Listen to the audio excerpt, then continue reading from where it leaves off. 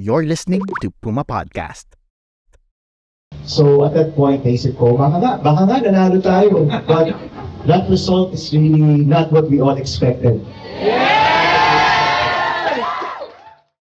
You just heard the incredulous voice of senatorial candidate Bam Aquino and the energetic cheers of his supporters.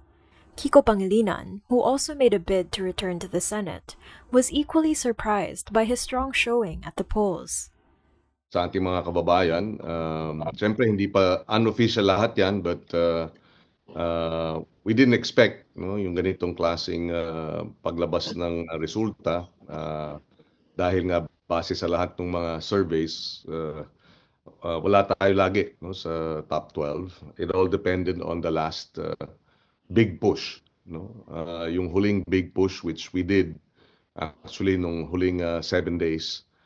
And sabi ko nga, kailangan namin ng milagro para manalo at mukhang yun ang nangyari. The votes for the 2025 elections are mostly counted, and aggregated data from the Commission on Elections paints a surprising picture of what the new Senate will look like and the preferences of the now dominant Millennial and Gen Z voters. I'm Bella Perez Rubio, Puma Podcast, and you're listening to Teka Teka. In this episode, I speak to Michael Yusinko, a senior research fellow at the Ateneo Policy Center, to make sense of everything we know so far.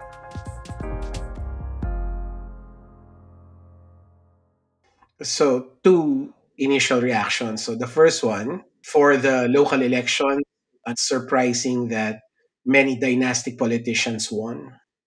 Significantly, there were a lot of unopposed dynastic candidates. So, that's a bad sign, but obviously not a surprise. Although there were some contests that were won, that were lost by strong dynastic candidates like Cynthia Villar, Governor Garcia, and I heard also Salcedo also lost. Senator Cynthia Villar, whose family has long dominated Las Piñas politics, appears to have lost the city's sole congressional seat to incumbent city councilor Mark Anthony Santos, who ran as an independent. Incumbent Cebu Governor Gwen Garcia is poised to lose her seat to Pam Baricuatro, who ran as a member of PDP Laban, former president and newly elected Davao City Mayor Rodrigo Duterte's party. An incumbent congressman, Joey Salceda, who was the survey frontrunner for Albay's gubernatorial race, is about 10,000 votes behind another PDP Laban candidate, an incumbent governor, Noel Rizal. Salceda served 3 terms as governor of Albay from 2007 to 2016. Second impression is the senatorial result surprised me.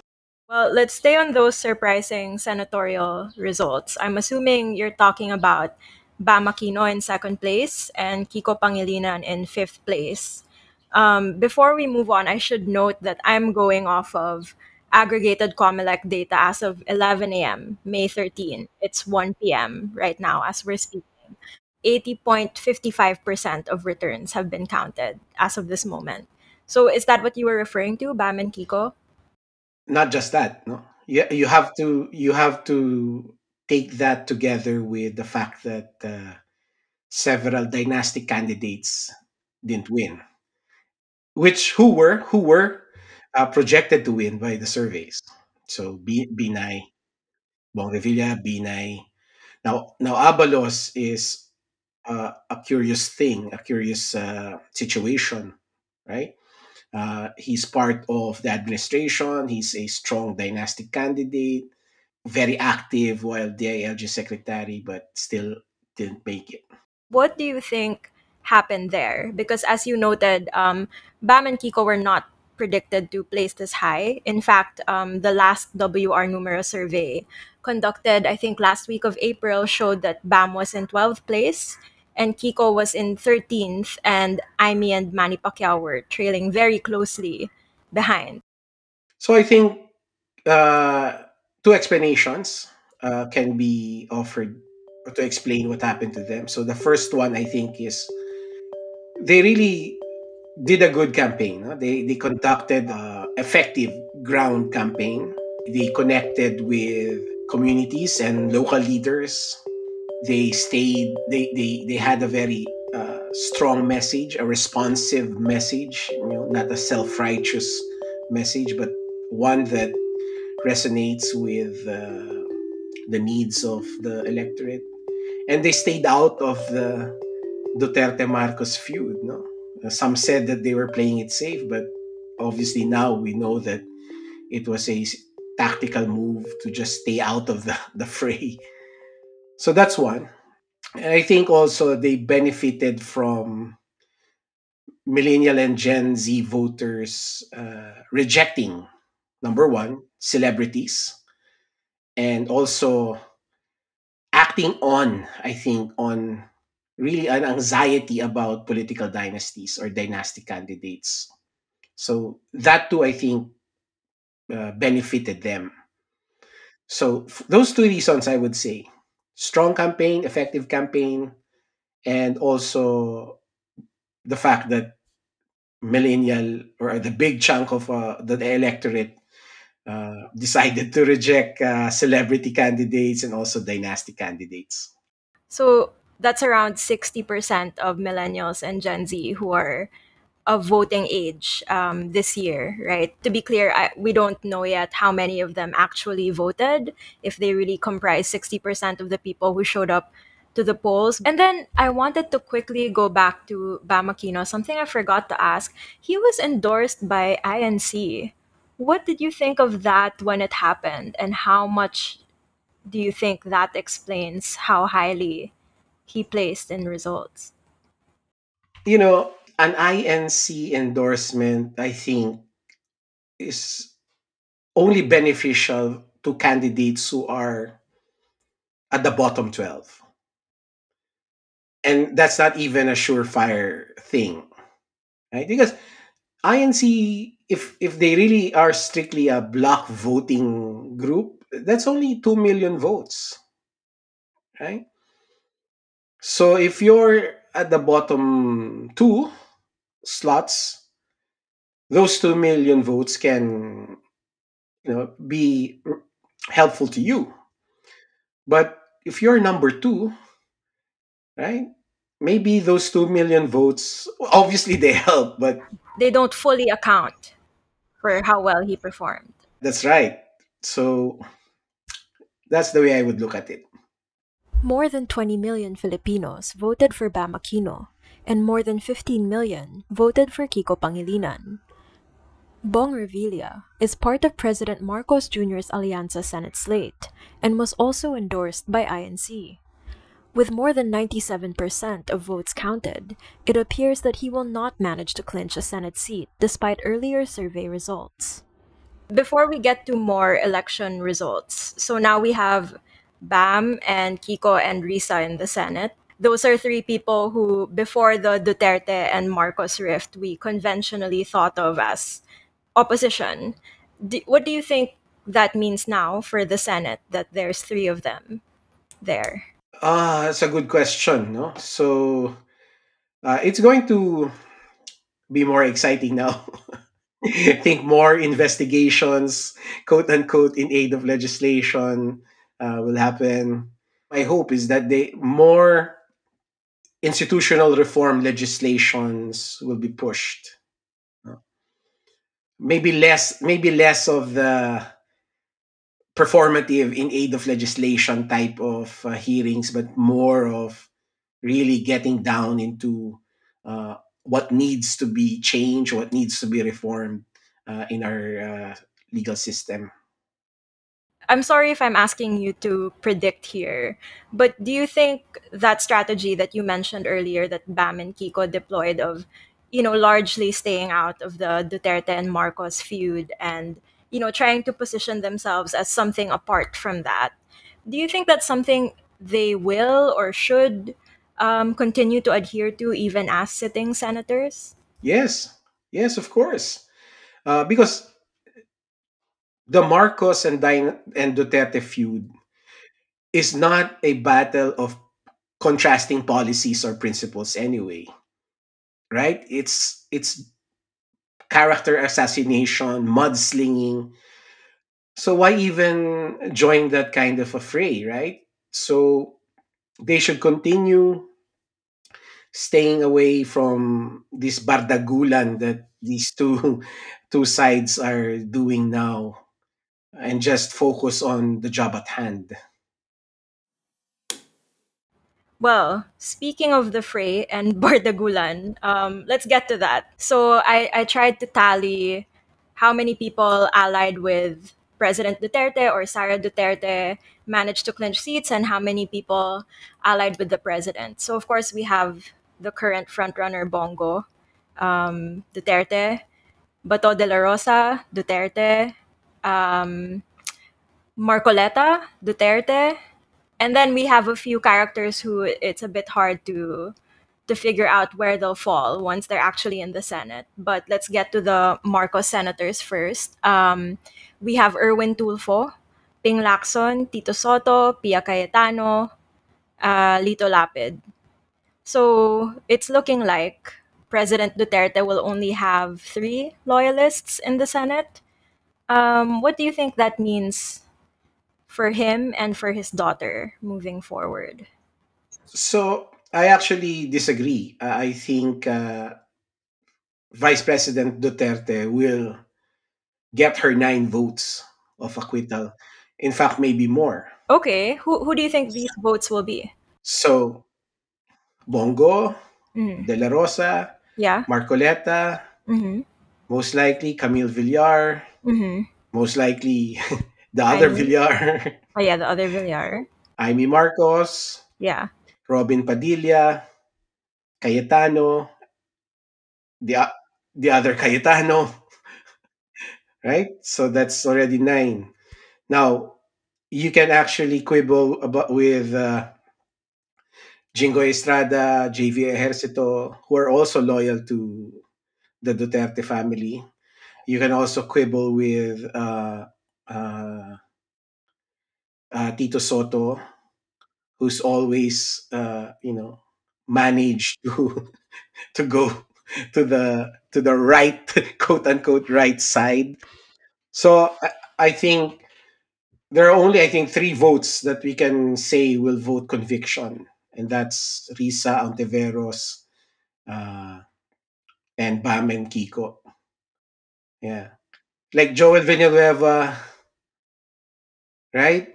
Really? That's interesting. I mean, Camille ran as part of Marcos's slate, but she was also endorsed by Sarah. And Amy similarly slippery position. She's the president's sister, but me it seems like she's firmly on the Duterte side or has been for the last few months.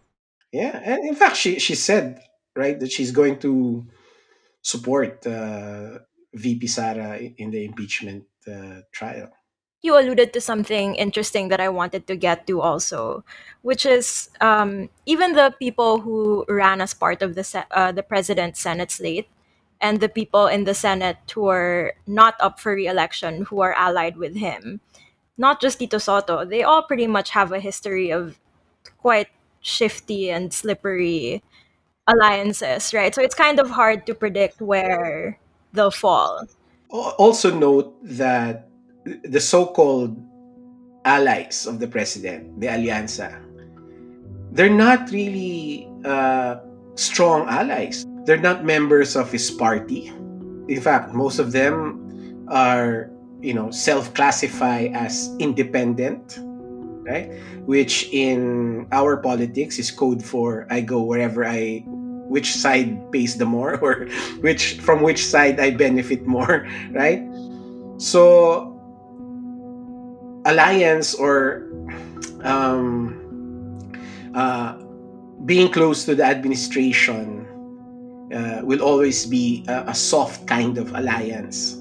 So we should take note of that when we look at how the Senate configures now, given after this election.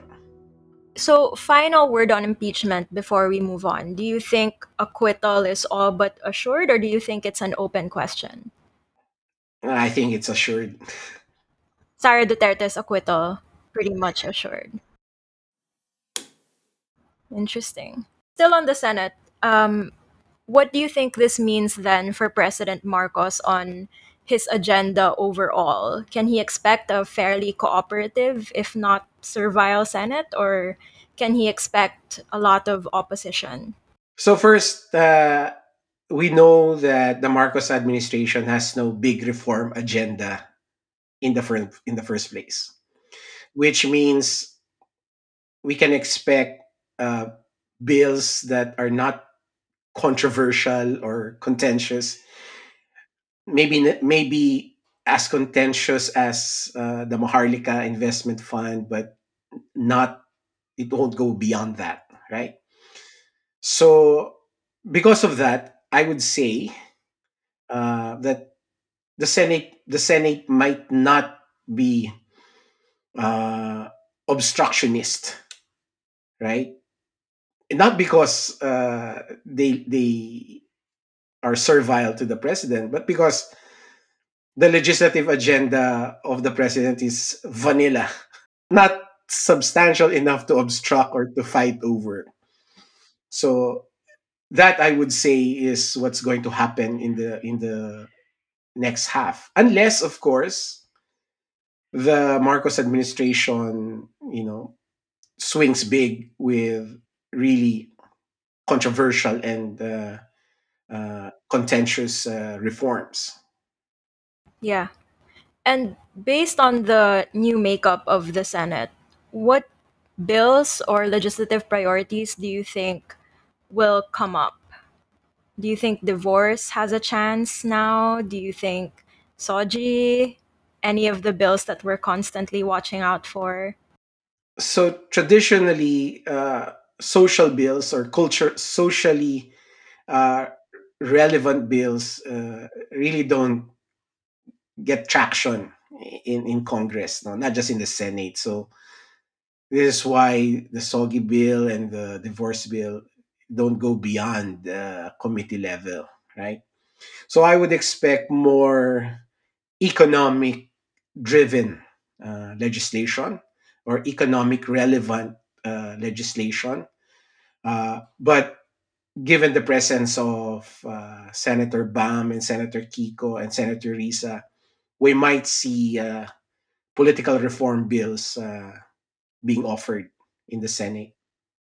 Okay. And then, final Senate question. Three sets of siblings in the Senate now, if I counted correctly. There's Mark and Cynthia Villar, Pia and Alan Peter Cayetano, and Erwin and Rafi Tulfo. You mentioned earlier that in localities we saw a lot of continued dynastic dominance, but even in the Senate, we now have three sets of Four, siblings. Four? Who's the fourth? Jingoy and JV.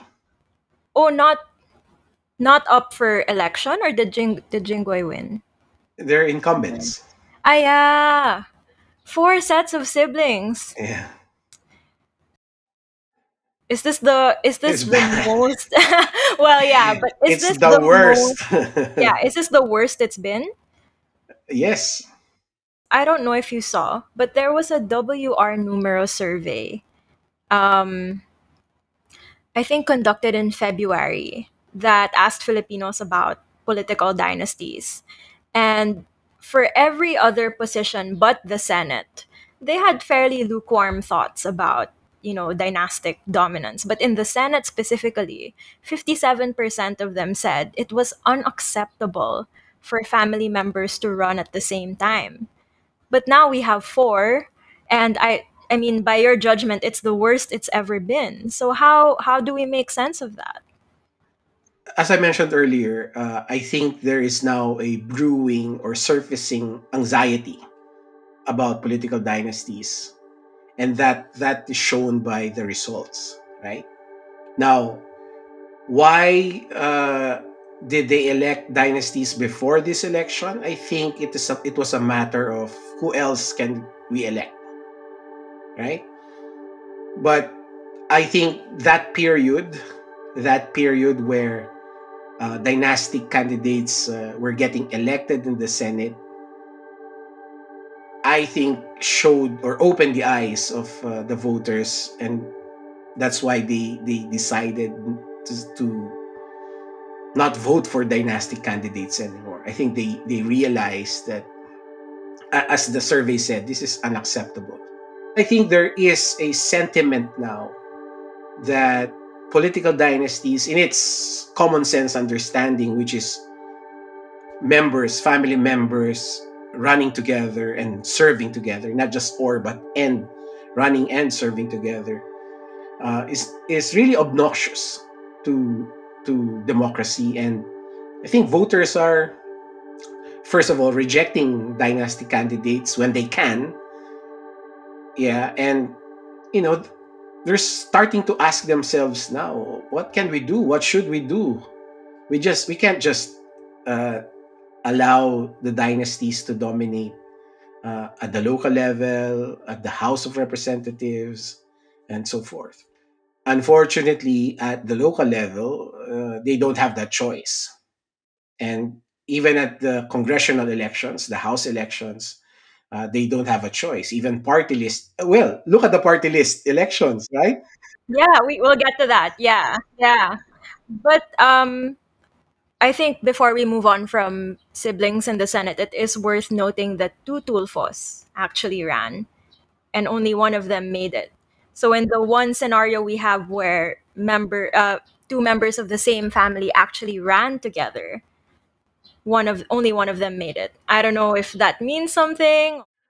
I think it tells us, or it tells me at least, that Gen Z and millennial voters don't want siblings or relatives running and serving together. The thing is, they can only assert that during elections, right? So we saw now that they will reject siblings running together. So will that carry through in the next election? We'll have to wait and see. And then you mentioned party lists. So Akbayan, Senator Risa's party is leading with I think 2.8 million votes as of 11 a.m. today. And then Duterte Youth is trailing behind with a couple hundred thousand less, several hundred thousand less. Any thoughts on these results? Are you surprised? Surprised by Akbayan, immensely surprised, right? That's, I think, thanks to Senator Risa's sole effort to amplify awareness of Akbayan through her work, right? Through her performance in the Senate. I'm surprised by Akbayan, and also surprised by Mamamayang Liberal. Mamamayang Liberal, or ML, received more than 500,000 of the votes already counted. The party list's first nominee is former Senator Lala de Lima, a political enemy of former President Duterte, who was detained for 6 years on drug charges that have since been dropped. Prominent lawyer Chel Diokno is also headed to Congress, filling one of the 3 seats clinched by Senator Risa Hontiveros' party, Akbayan. It's a good sign, because we can see also in the party list system that rejection that I was talking about earlier, the rejection of dynastic candidates.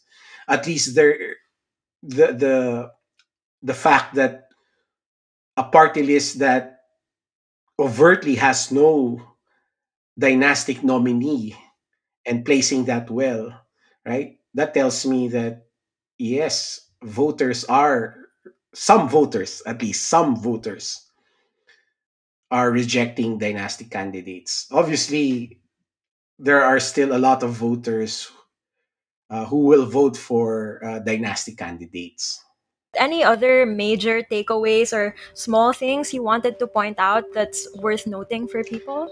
Well, I think we should emphasize, right? We should emphasize the point that the Gen Z and millennial voters are flexing their muscle, particularly in terms of rejecting celebrities, and also doing something about dynastic candidates. I think we have to build on that. And when I say we, I'm talking about civil society, right? We have to build on that and find ways to transform that, that kind of urgency that they're feeling into more sustained political action, not just through voting, but through political action that occurs in between elections. That's it for today's episode of Teka Teka. I'm Bella Perez Rubio. I hope you enjoyed this conversation with Michael Yusinko, Senior Research Fellow at the Ateneo Policy Center. Let us know if there are other election-related questions you'd like us to look into in the comments wherever you're listening or on social media. And please subscribe to us if you haven't already. This episode was edited by Anthony Tobias. If you'd like to learn more about dynasties, how we define them, and how they impact Philippine politics and governance, we'll leave a link to one of our recent episodes for you. Thanks for listening.